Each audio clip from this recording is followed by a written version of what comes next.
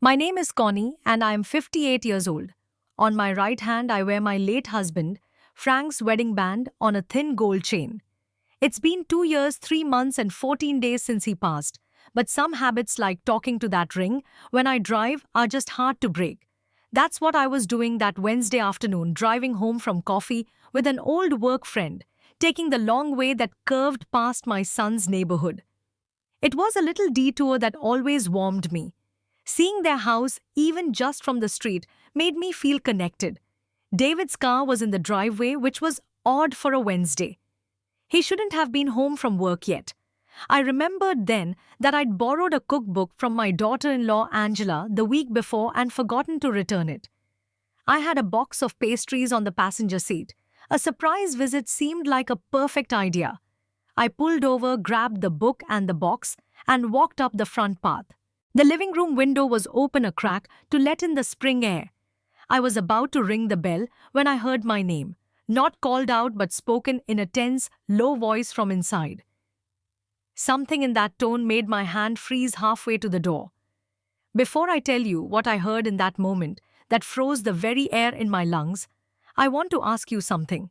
If you are listening to this from somewhere, maybe while you are doing the dishes, or sitting in your own car, let me know in the comments where you are from. Stories like this one, they travel better when we know we are not alone in listening. If you want to hear the rest of my story, what came after that open window, please give this video a like and subscribe. It helps more people find these real conversations. Now let me take you back to that moment. Life after Frank had been a study in quiet. Our house, a sturdy old Victorian, we'd spent 30 years restoring, felt too big, every echo a reminder. I'd retired from my job as a head accountant the year before he got sick, so my career ending and his life ending got all tangled up in one long season of goodbyes. The silence was the hardest part. I filled it with gardening, with books, and most of all with my family. My son David, my only child, and his wife Angela had been my anchor. And my granddaughter Lily, 8 years old with Frank's same serious blue eyes, she was the purest joy. I was grandma, and I leaned into the title like it was a life raft. I picked Lily up from school 2 days a week. We'd bake chocolate chip cookies, the recipe written in my mother's shaky cursive, and she'd spread her homework across my kitchen table. David called every other day just to check in. He'd come over on Saturdays to fix a leaky faucet or mow the lawn, always refusing any money. "You did this for me for 18 years, Mom," he'd say. "Least I can do." Angela would often text asking if I needed anything from the store. We had a standing Sunday dinner at my house, a tradition Frank started when David was in high school. I'd cook a pot roast, we'd talk about our weeks, and Lily would tell us elaborate stories.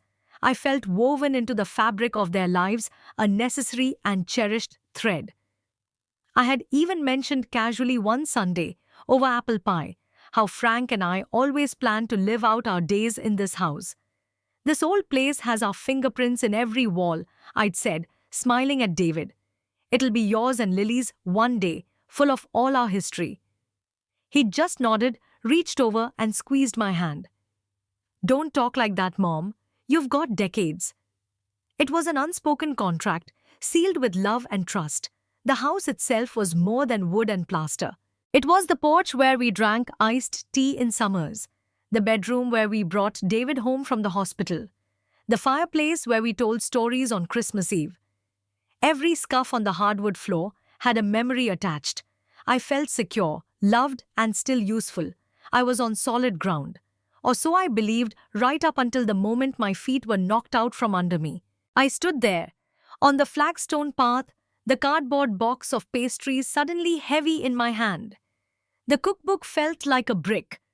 I took a half step back, pressing myself against the rough brick exterior of their house just beside the open window. My heart was thudding so hard I was sure they could hear it. David's voice, strained and tired, cut through the quiet afternoon. "I just don't know how much longer we can keep this up, Angela. The Sunday dinners, the random drop-ins. She's here all the time. It's like we have a third adult in the house, but one we have to manage." My breath hitched. Manage. Angela's reply was calm, methodical. utterly devoid of the warm affection I was used to hearing. I know. And with the real estate market the way it is, that house of hers could set us up for life. David. Lily's college fund, that addition we talked about for the backyard, it would all be taken care of. But she's healthy as a horse. It could be years before you know, we can't just wait. Then a third voice, a woman's sharp and unfamiliar. That's exactly why you need a strategy.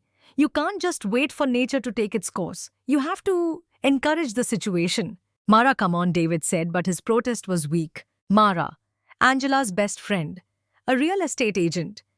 I'd met her a handful of times at birthday parties. She was all glossy hair and calculated smiles. I'm serious, Mara continued, her tone businesslike. You start gently. Talk about how big and lonely that old house must be for her. Mention a friend's parent who had a wonderful experience at Sunny Meadows Assisted Living. It's not a nursing home, you emphasize. It's a vibrant community.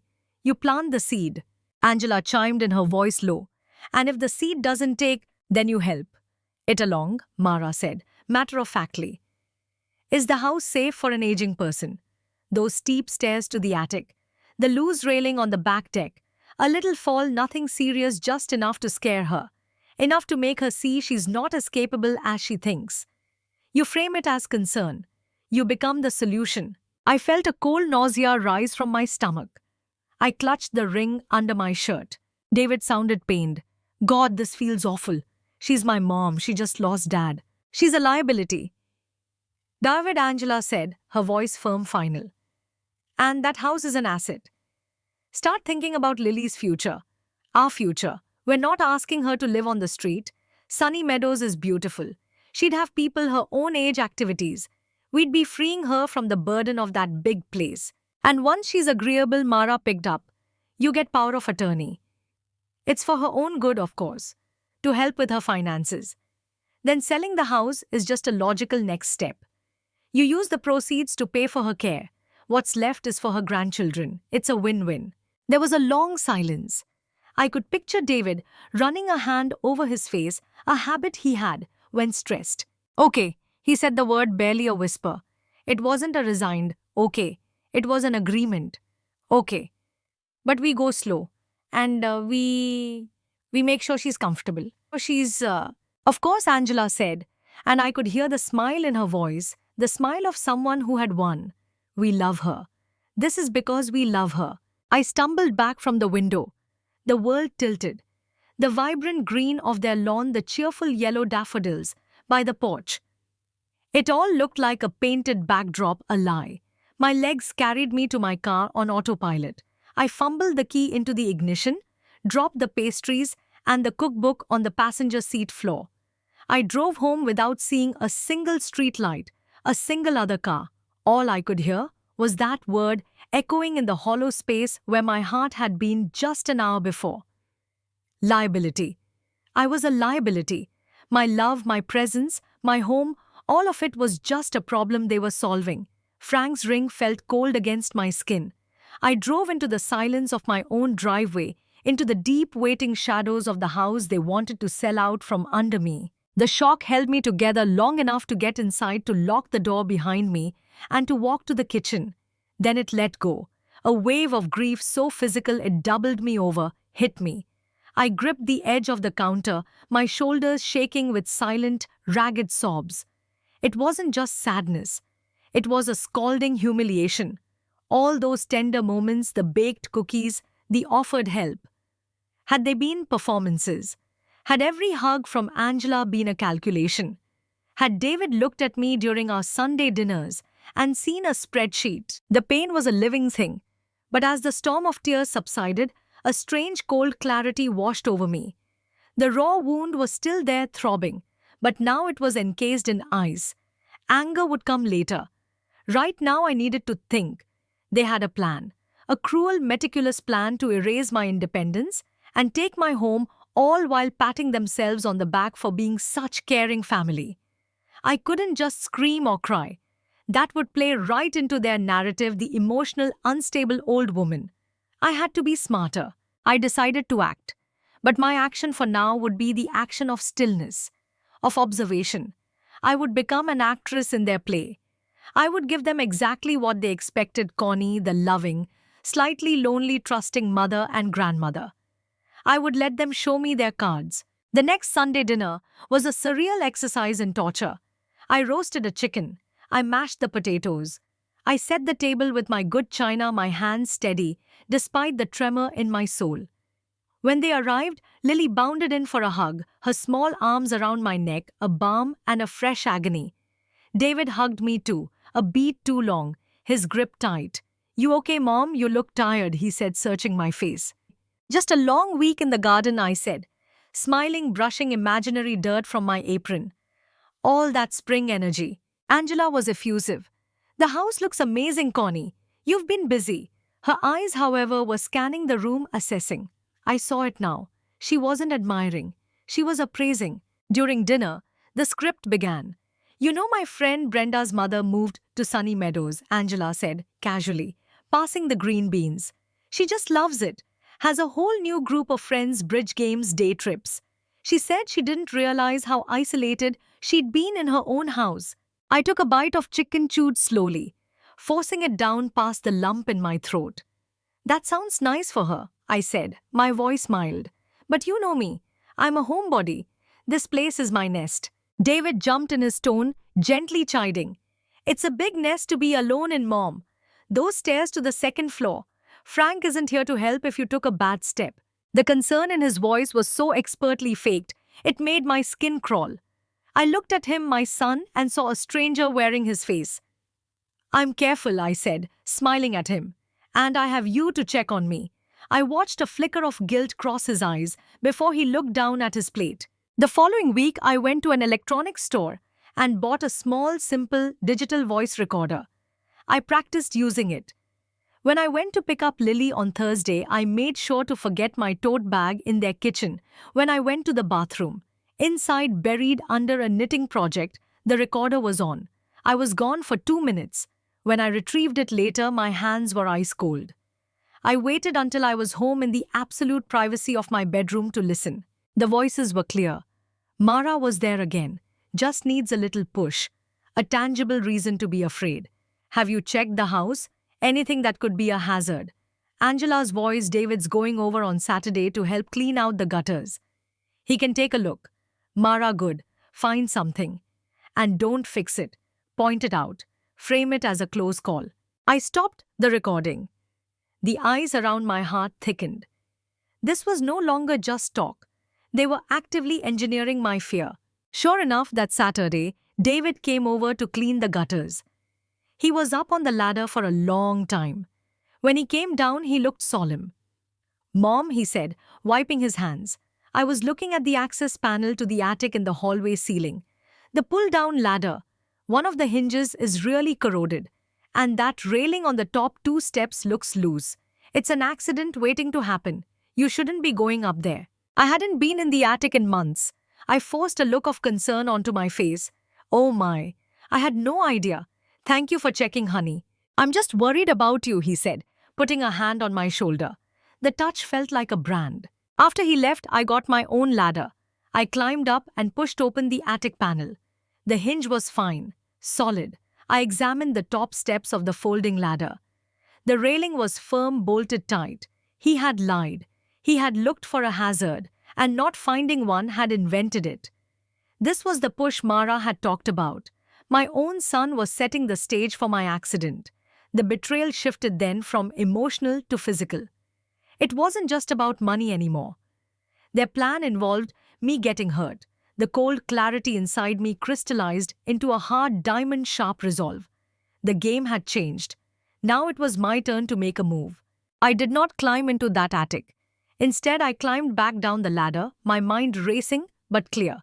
I called Ben, a retired contractor who had been Frank's best friend and fishing buddy for 40 years. My voice was calm when he answered. "Ben, it's Connie. I'm sorry to bother you." David was over and thought he saw an issue with my attic ladder. "Would you mind coming by to give me a professional opinion? I'd feel better hearing it from you." Ben was there within the hour. I showed him the ladder. He inspected it thoroughly, climbed up, tested every hinge and step. He came back down, his kind, weathered face puzzled. Connie, there's nothing wrong with this ladder. Hinges are solid, not a speck of rust. Railings are tight as a drum. What exactly did David say was the problem? I looked him in the eye. I trusted Ben. He said a hinge was corroded and the railing was loose, that it was dangerous. Ben's expression darkened. He was a man of few words, but he understood subtext. That's not true, he said, flatly.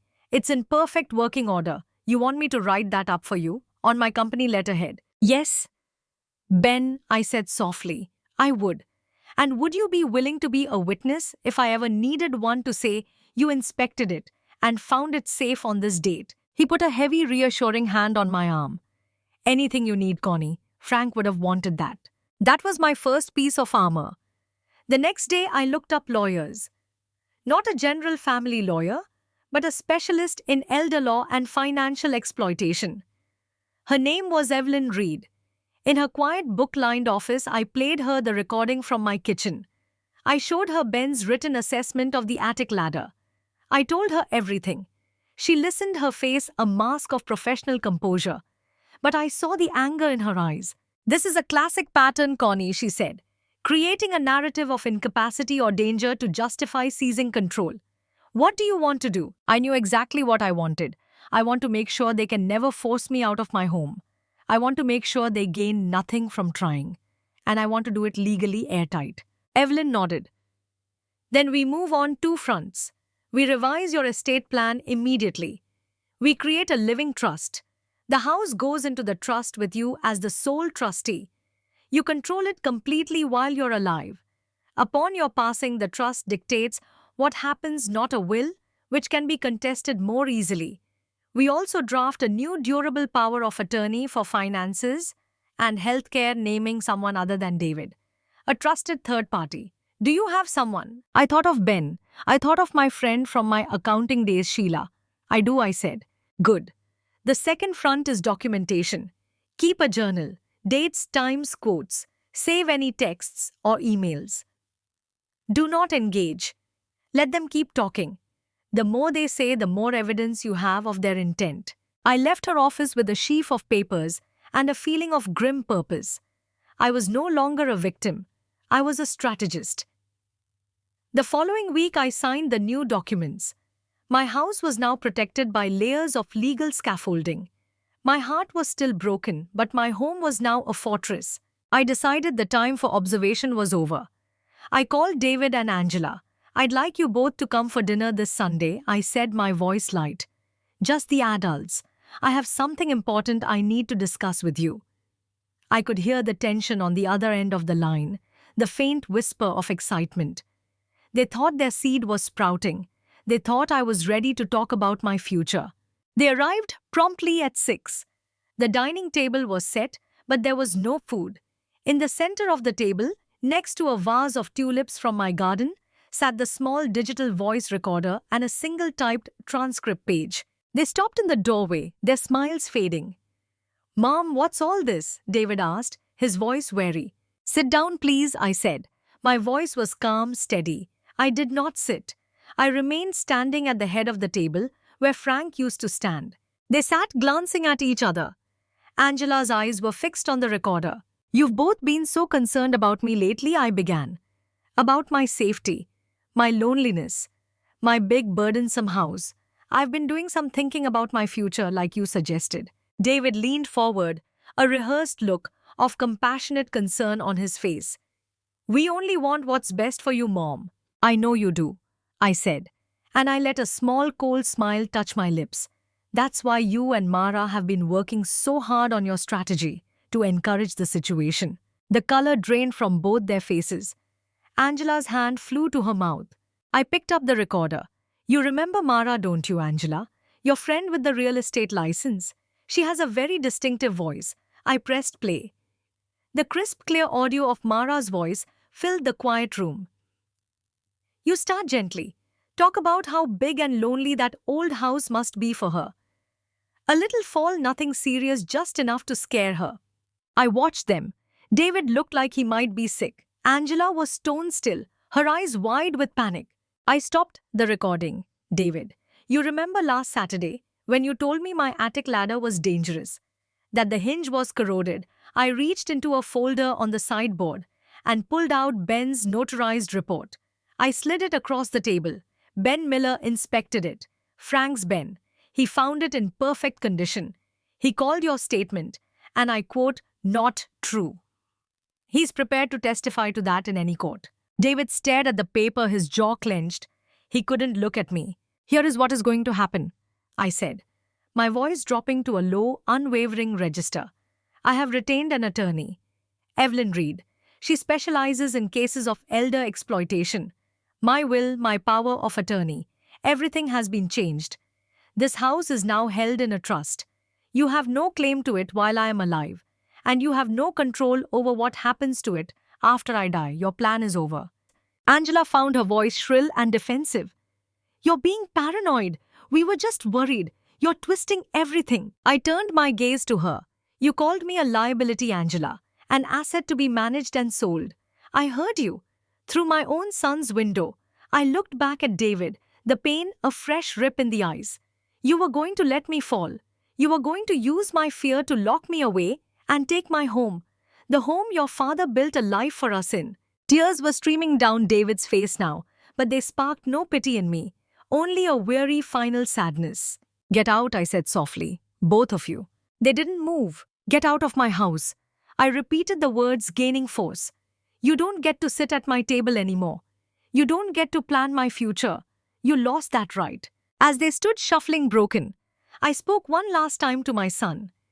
Your father, I said, each word deliberate and heavy, would be so ashamed of the man you've chosen to be. They left without a word. I locked the door behind them, turned, and leaned against it, sliding down to the floor in the silent, empty hallway of my fortress. The battle was won, but the field was scorched and barren. The silence after they left was different. It wasn't the lonely quiet of grief for Frank. It was the hollow, echoing aftermath of a detonation. In the days that followed, I learned the cost of my victory. David and Angela went silent. No calls, no texts. Through the distorted grapevine of mutual acquaintances, I heard whispers that I had become difficult, that I was suffering from anxiety and paranoia after Frank's death, that I'd cut them out over a simple misunderstanding. My own son was painting me as the unstable villain to save face. Some friends from my old neighborhood suddenly became too busy for coffee. The social isolation was a new kind of pain, a chilling draft through the cracks they had made in my world. But I had expected this.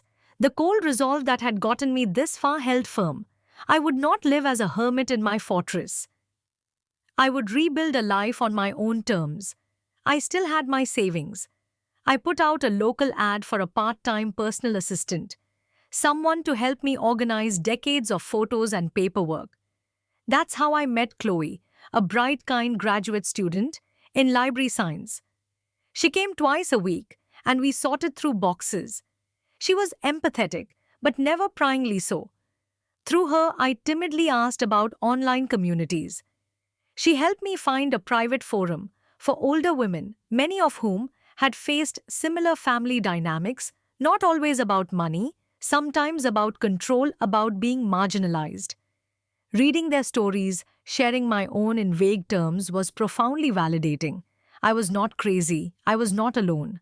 The house itself needed a new purpose. The guest room where David and Angela used to stay felt haunted.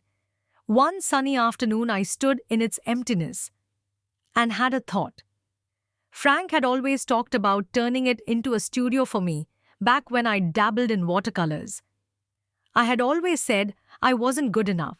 Now, what did good enough even mean? I drove to an art supply store and bought a simple easel, a set of acrylic paints, brushes, and a few large canvases. I moved the bed out. I put in a sturdy table. I hung the paintings Frank had loved, the amateur landscapes I'd done years ago. I didn't paint landscapes. I started painting memories, not from photographs, but from the felt sense of them, the weight of baby David in my arms, a blur of soft warmth against my cheek. Frank's hands strong and capable tying a fishing fly, Lily's laughter a splash of bright yellow. The paintings were messy, emotional, imperfect. They were not for show. They were an excavation, a way to reclaim my own history from the narrative of liability and burden. With every brushstroke, I was saying, "This happened. This love was real. It belongs to me." The most decisive action, however, was about the future of the house itself. I knew I could never leave it to David now. The trust protected it, but upon my death, it would still need instructions. The idea of them selling it, profiting from it, living in it after what they'd done, it was unthinkable. I went back to Evelyn Reed. "I want the house to fund something good," I told her. "Something that would have made Frank proud. Something that has nothing to do with them." Together, we drafted an amendment to the trust.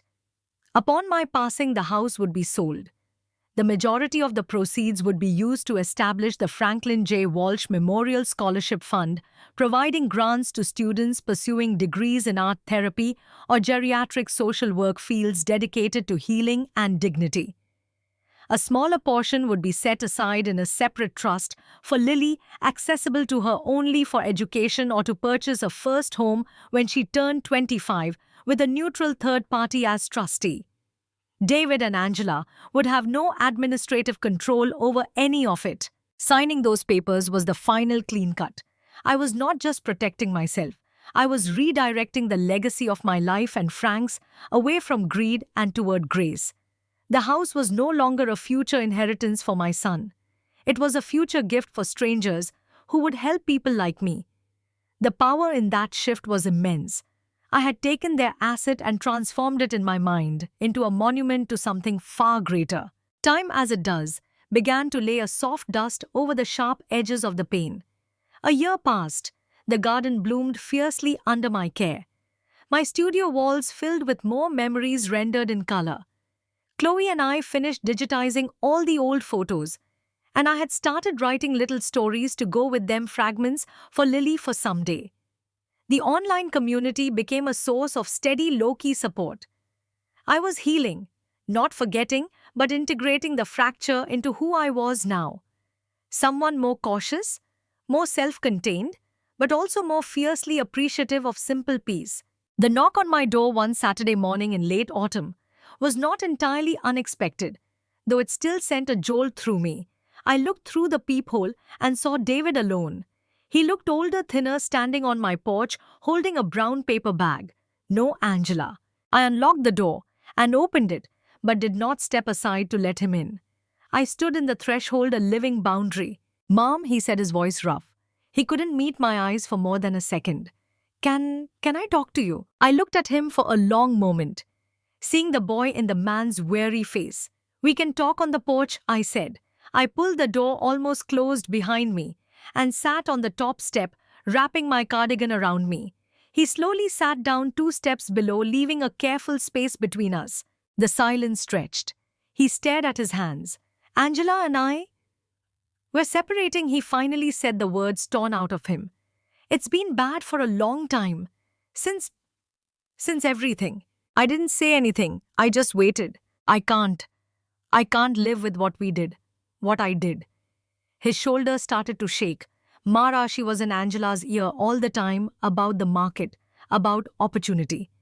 And I was weak. I was scared about money, about Lily's future, and I let it turn me into a monster. I let her turn me into a monster. He finally looked at me, his eyes red-rimmed and desperate. "There is no excuse. None. I betrayed you. I lied to you. I was going to let you be afraid in your own home. I don't know how to ever make that right." The raw agony in his voice was real. I could feel it. The part of me that was still his mother ached to reach out to soothe. But the part of me that had survived him held back. Trust was a vase that had shattered. You could glue it back together, but you'd always see the cracks, and it would never hold water again. "You can't make it right, David," I said, my voice quiet but firm. "Not the way it was. That's gone. What you broke can't be unbroken." He nodded, a tear slipping down his cheek. "I know. But I continued, we can maybe build something new. Something very small with very clear rules. Not as mother and son, not like before, but as 2 people who share a history and who share a love for Lily." He looked up, a faint, desperate hope in his eyes. "My door to this house is close to you. That will not change. My trust, my legal protections, they will not change. But I am willing to meet you in a neutral place for 1 hour, once every 2 or 3 months. A public park, a coffee shop. We can talk. You can update me on Lily. That is all I can offer. No money, no promises about the future, no family holidays, just a conversation. It was a meager offering, but it was more than he deserved, and we both knew it. It was what I could bear. It was a thread gossamer thin, but a thread nonetheless. I would be grateful for that, he whispered. Thank you. We sat in silence for another minute. Then I stood up. I have to go in now. He stood too hastily, wiping his face. He held out the brown paper bag. I brought these. From that bakery you like. The almond croissants. I took the bag. Thank you. I turned to go inside, then paused. Wait here. I went into my studio, to the rack where my paintings leaned. I chose a small one on a wooden panel. It was an impression of a little boy in overalls sitting on a dock, his silhouette casting a long shadow on water, dappled with sunset gold. It was David, age 7, fishing with Frank. I carried it back to the door. I handed it to him. He took it, his eyes widening as he recognized the memory. That's the boy I remember, I said. I don't know the man you became yet, and I may never fully trust him. But if you want to try to be someone worthy of that boy's memory, you can start now. I didn't wait for his response. I closed the door softly, locked it, and leaned against it, listening as his car eventually started and drove away. I felt a profound tiredness, but also a sliver of something that was not peace, not yet, but perhaps its precursor, acceptance. The journey of healing is not a straight line. It's more like tending a garden after a hard frost. You survey the damage. Some plants are gone for good, and you mourn them. Others have life still hidden in their roots, but they will come back different, shaped by the cold. You clear away the dead growth, you nourish the soil, and you wait. You learn to appreciate the hardiness of what survives. My life now is that garden. The deep freeze of betrayal has passed. The pain is still there, a dull ache in certain weather when I pass Lily's school or hear Frank's favorite song, but it no longer defines my days. This house, once a source of such targeted longing, is once again simply my home. It is filled with my paintings, with the scent of my herbs, drying in the kitchen with the quiet companionship of my own thoughts. I still wear Frank's ring. It no longer feels like a chain connecting me to loss, but a quiet reminder of a love that was true, a love that existed outside of and before all this hurt. That love is still mine to keep. What did I learn? I learned that sometimes the people you are supposed to be safest with can become the source of your greatest danger. Family is not always a sanctuary. It can be the storm. And the bravest, most radical thing you can do is learn to build your own shelter. Not a shelter of bitterness or walls so high no one can get in, but a shelter built on a fierce, quiet love for the life you have left. Your peace, your dignity, your autonomy. These are your legacy too. And they are the only legacy you get to design completely on your own terms. My front door is still painted the same cornflower blue Frank and I chose 30 years ago. The paint is chipped in places. It has seen so much love come and go. Now it opens when I choose for who I choose. It is both a barrier and a welcome. And that feels like a kind of freedom I never knew I'd have to fight for, but one that is sweeter, more deeply earned than any inheritance. So, to all of you listening, I want to ask, what are the doors in your own life that you have learned or are learning how to lock for your own safety? And which ones, against all odds, are you finding the courage to open again? Even just a crack. I would love to hear your thoughts in the comments below. If this story resonated with you, please give this video a like. It lets me know these shared experiences matter. Subscribe to the channel for more real stories about navigating life's difficult turns. And if you know someone who might need to hear this, someone who might feel alone in their own family storm, please share it with them. Sometimes just knowing someone else has weathered the same wind can be a comfort. Thank you for listening, for being part of this conversation. And remember, no matter where you are from or what you are going through, Your peace is worth fighting for. Be kind to yourselves.